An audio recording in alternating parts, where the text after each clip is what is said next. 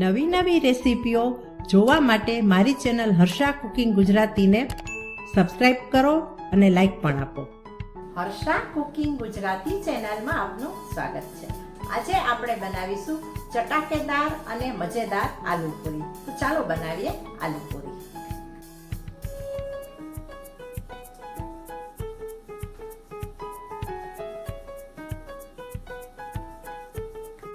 આલુપુરી બનાવવા માટે અહીં મેં વટાણાને પલાળી લીધા છે. 6-7 કલાક પલાળેલા છે.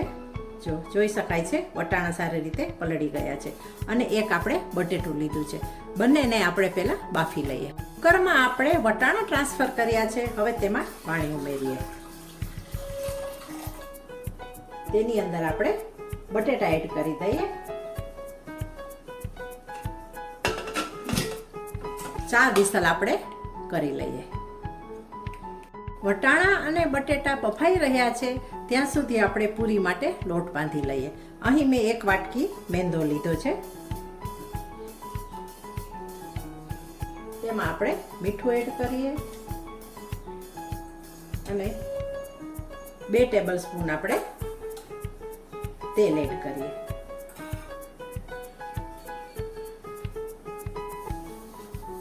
મિક્સ કરીએ અને પાણી નાખીને આપણે પૂરી માટેનો લોટ બાંધીએ.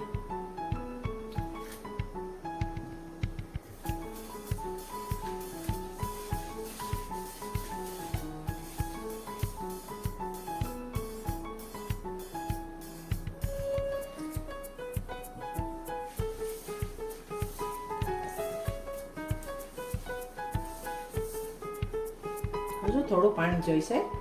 થોડું આપણે પાણી એડ કરીએ.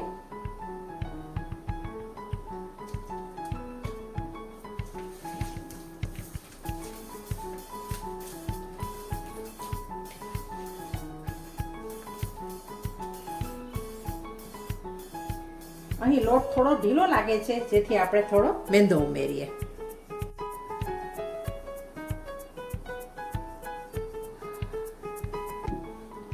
જ્યારે લોટ આવો ઢીલો લાગે તો થોડો લોટ ઉમેરી દેવો. મારાથી પાણી થોડું વધારે પડી ગયું હતું.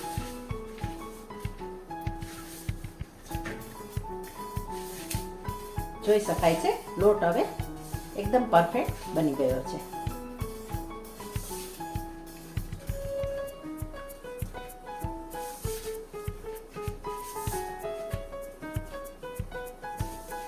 આપણે જેવી રીતે પૂરી બનાવીએ છીએ સાદી, એ રીતે જ આપણે પૂરીનો લોટ બાંધવાનો છે.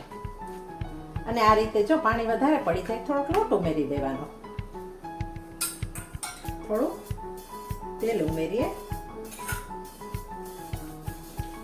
અને લોટને સારી રીતે આપણે ગૂંદી લઈએ.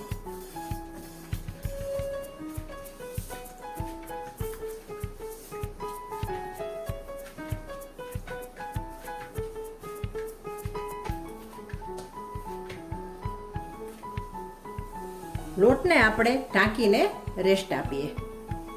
વટાણા અને બટેટા બફાઈ ગયા છે. બટેટાની આપણે છાલ ઉતારી લઈએ અને ટુકડા કરી લઈએ.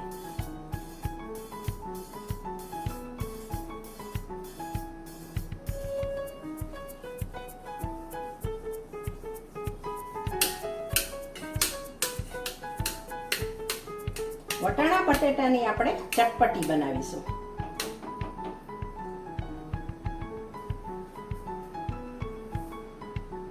ગેસ સ્ટાર્ટ કરીને આપણે પેન મૂકીએ અને પેનમાં તેલ મૂકીએ. તેલ મેં 1 ચમચો મૂક્યું છે.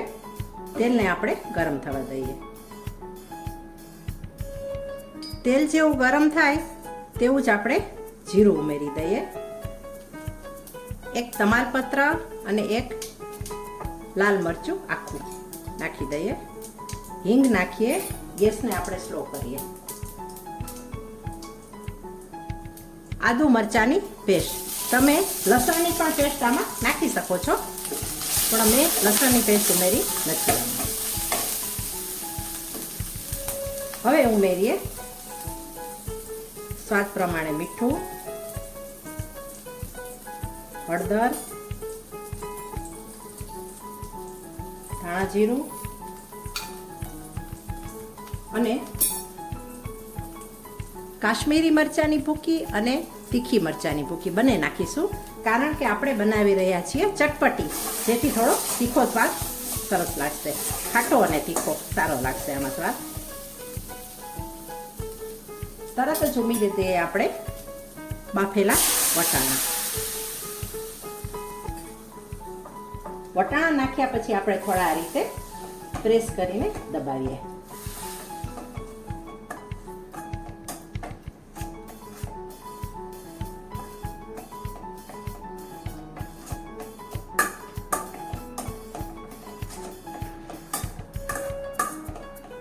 સુરતના રાંદેર વિસ્તારની આ બહુ પ્રખ્યાત રેસીપી છે આલુપુરી. તમે પણ ચોક્કસ ટ્રાય કરજો. ગેસને થોડો આપણે ફાસ્ટ કરીએ.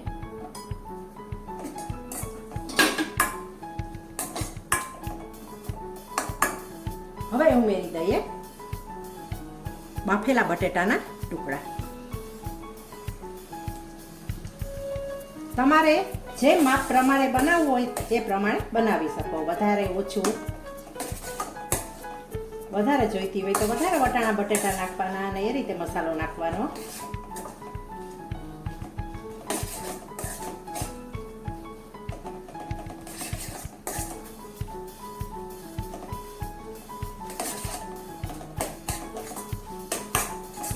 થોડું આપણે પાણી ઉમેરીએ,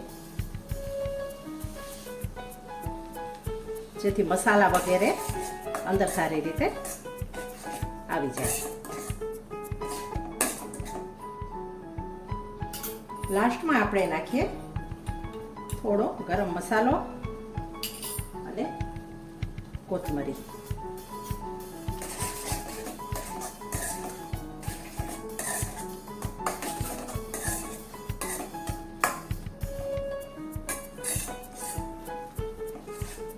તૈયાર થઈ ગઈ છે ચટપટી. હવે આપણે પૂરી બનાવી લઈએ.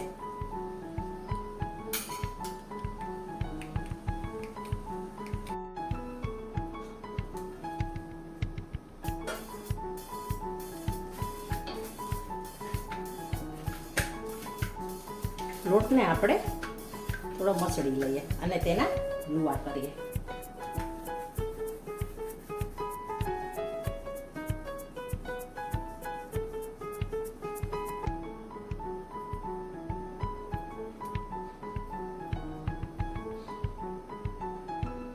બધા લુવા તૈયાર થઈ ગયા છે. હવે આપણે પાટલો વેલણ લઈએ.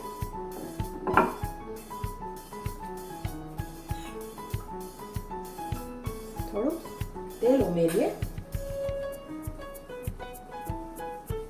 પૂરીને આપણે વણી લઈએ.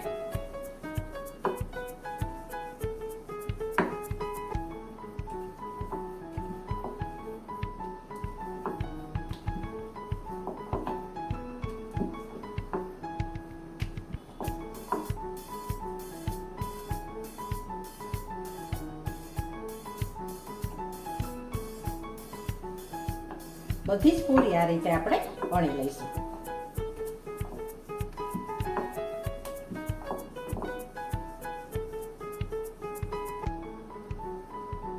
વણેલી પૂરીમાં હવે આપણે આ રીતે ખાંચા કરી દેશું, જેથી તે ફૂલે નહીં. આપણે આ પૂરી ફૂલાવી નથી. આ રીતે ચપ્પુની કે ફોર્કની મદદથી કરી લેવાના. હવે આપણે તળી લઈએ. કઢાઈમાં તળવા માટે તેલ ગરમ કરેલું છે. ચેક કરીએ આપણે તેલને. તેલ ગરમ થઈ ગયું છે. હવે આપણે પૂરી ઉમેરી અને પૂરીને તળતા જઈએ.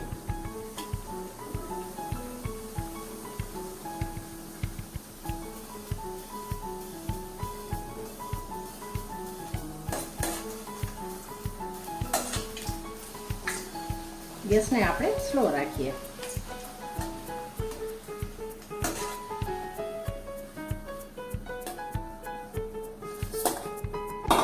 બધી જ પૂરી આપણે તળી લઈએ.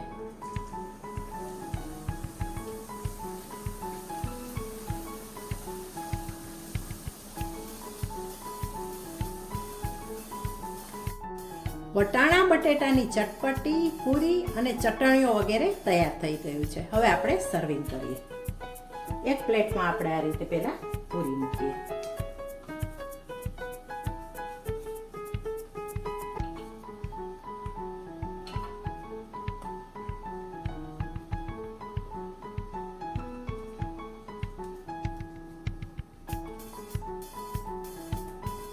પૂરી ઉપર આપણે ચટપટી મૂકી દઈએ.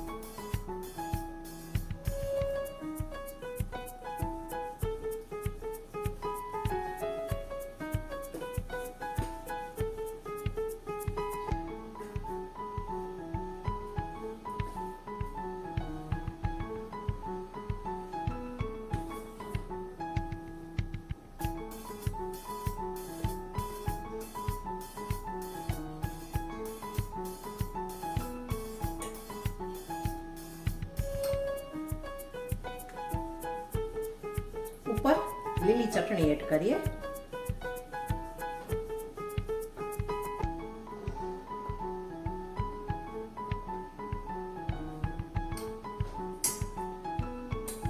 તેની ઉપર આંબલીની ચટણી.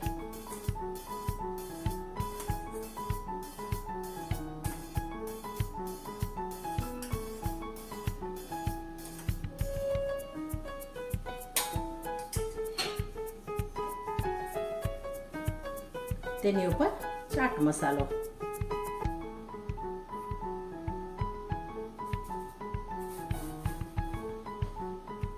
ઝીણી સેવ.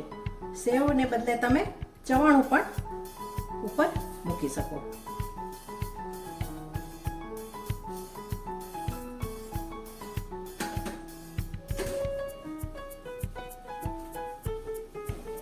હવે આપણે જે તળેલી પૂરી છે તેના કટકા કરેલા છે તેને પણ આપણે મૂકી દઈએ. થોડા સાઈડમાં પણ ગોઠવી દઈએ.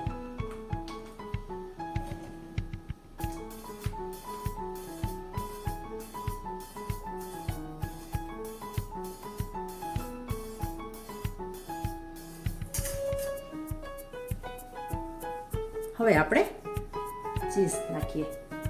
આ રીતે ચીઝ ઓપ્શનલ છે, તમને ફાવે તો ચીઝ ઉપર એડ કરી શકો છો.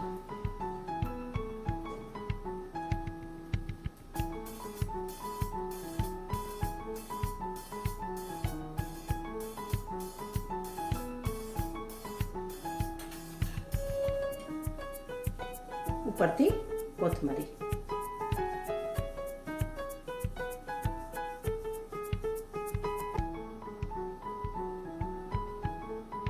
તૈયાર છે આલુપુરી.